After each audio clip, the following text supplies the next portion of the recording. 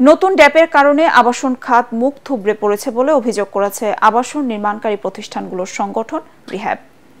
আবাসন মেলা 2024 উপলক্ষে রাজধানীর সিরডাপে আয়োজিত সংবাদ সম্মেলনে রিহ্যাব সভাপতি আরও বলেন, ড্যাপ অনুযায়ী রাজধানীর বিভিন্ন এলাকার ভবনে উচ্চতা কমানো হলেও সরকারি প্রকল্প এবং কিছু এলাকায় অপরিবর্তিত রাখা হয়েছে সংবিধান পরিপন্থী ও বৈষম্যমূলক।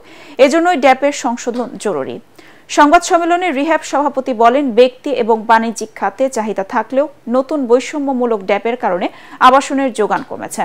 এ অবস্থায় আবাসন খাতে গতি আনতে ড্যাপ সংশোধনের দাবি জানান তিনি। সংবাদ সম্মেলনে জানানো হয়, আগামী 23 থেকে 27 ডিসেম্বর পর্যন্ত রাজধানীর আগারগাঁও বিআইসিসি মিলনায়তনে অনুষ্ঠিত হবে রিহ্যাব মেলা। এতে অংশ নিচ্ছে আবাসন এবং সহযোগী খাত সহ ঋণদানকারী বিভিন্ন আর্থিক প্রতিষ্ঠান। তো রাষ্ট্রের দায়িত্ব, সরকারের পলিসি যখন বৈষম্যমূলক হয় তখন এটাকে আমরা বৈষম্য আমাদেরকে বলতেই হবে।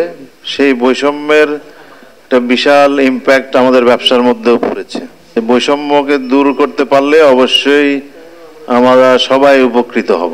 আমরা যে ড্যাপ বললাম, এটা ধরেন একটা বডি এটাকে প্রণয়ন করে, এর বাইরে আছে ট্যাক্স, রেজিস্ট্রেশন, ভ্যাট, এগুলো যে বিষয়গুলো সাংবাদিক বন্ধু বললেন, এগুলোর ক্ষেত্রেও আমরা কিন্তু নানাভাবে, তারপরে আমাদের অনেক আছে, যেমন ধরেন